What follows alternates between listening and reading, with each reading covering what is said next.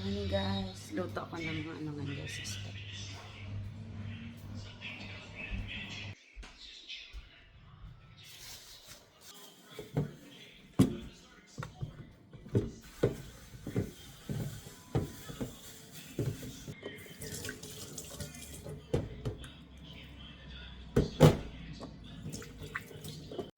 So ayan na nga guys, magluluto tayo ng isda. Gusto ko guys prito, so ipiprito natin to. Ito lang guys yung aming available na isda dito sa Australia guys.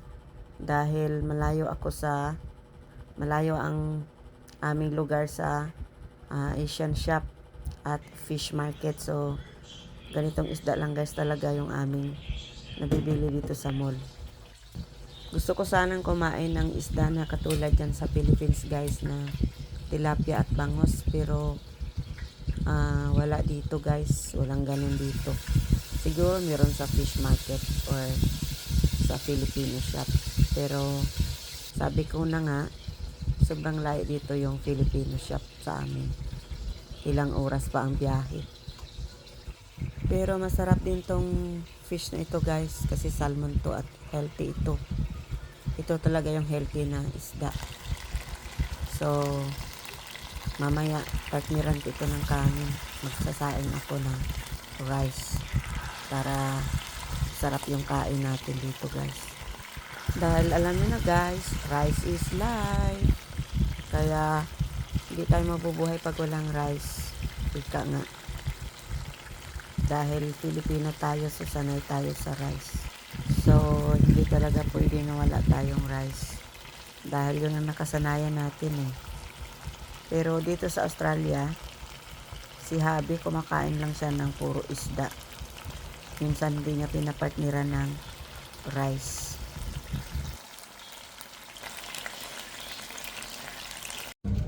Pagkatapos pala naming mananghalian kanina guys, hindi ko na siya nakuhanan ng video. Bigla naman magyaya si Habi na pupunta daw kami sa mall. Dahil may bibilhin daw siya na importanteng bagay. So ayan, nasa bus na kami. Nagsakay na lang kami ng bus guys, dahil may dumaan din na bus sa may amin. So tamang tama para hindi na kami nag-taxi, dahil mahal din na pamasahe sa taxi. So ayan guys, si Habi nasa likuran ko.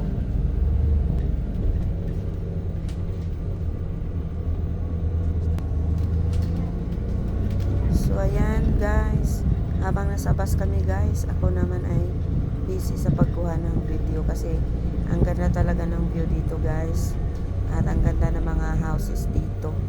So yan yung mga itsura ng mga bahay dito sa Australia guys. More on mga kahoy siya guys, pero may mga modern din naman ng mga bato. Pero kadalasan talaga guys dito sa may lugar namin ay mga wood lang yung mga bahay. So magaganda naman yung mga itsura niya, para mga old style, pero matitibay daw ito, sabi ni Habi, yung mga kahoy. At may mga modern din naman, medyo doon sa ibang area. So ito kasi si Habi mas gusto din niya wood yung bahay, kasi hindi raw masyadong malamig pag taglamig. At ang dami din talagang puno dito guys, kahit ay nakatira kami dito sa city guys, pero ang puno guys ay sobrang dami, kaya napakalinis tingnan. At yung kalsada din ay napakaganda rin ng kalsada dito, hindi lubak-lubak. So talagang napakalinis dito sa Australia guys. Ang kalsada dito wala kang makikitang basura. At yung mga bahay dito ang gaganda at malalaki, at hindi siya dikit-dikit, kasi nasa village kami. Pero talagang dito sa Australia ay walang ganon na dikit-dikit na mga bahay na katulad dyan sa atin sa Philippines.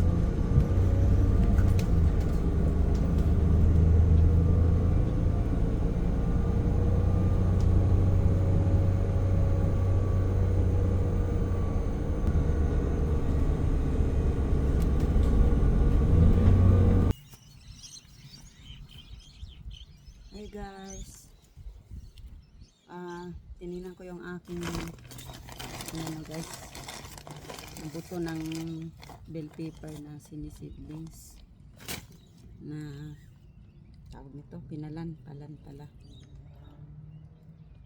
Yan, tininan ko guys yung aking mga buto ng bell pepper na pinapalan ko. So ito na guys yung itsura niya. Malago na siya guys. So ayan na yung aking mga buto ng bell pepper na pinalan. Ang dami pala guys. Kala ko konti lang. Super dami. So ito yung itatanim natin guys dito sa garden. Ayan. So ayan na guys, pakita ko sa inyo. So ayan na yung pinalan kong mga bell pepper na mga buto. So ayan, ang lago na guys. At ang dami pala, kala ko konti lang. Ayan. So ito yung itatanim natin dito sa aking nilinis na garden. At may bago akong palan din dyan guys. Kalalagay ko lang.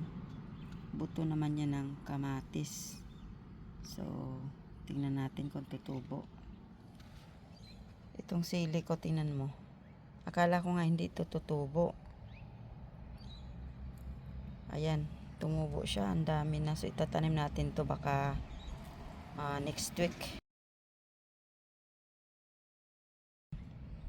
Linisin ko muna ng maayos yung aking garden.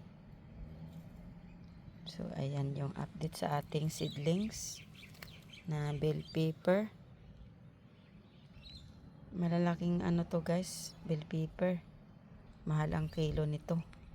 Kaya magtanim tayo nito.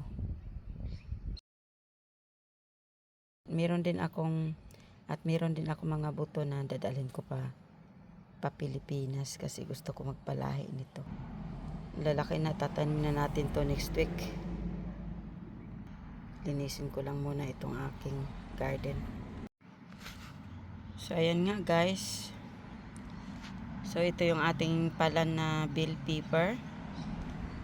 At ayan, kadidilig ko lang. Diniligan ko na ng tubig para hindi siya mamatay. So ready na to itanim, baka next week. Pwede na to.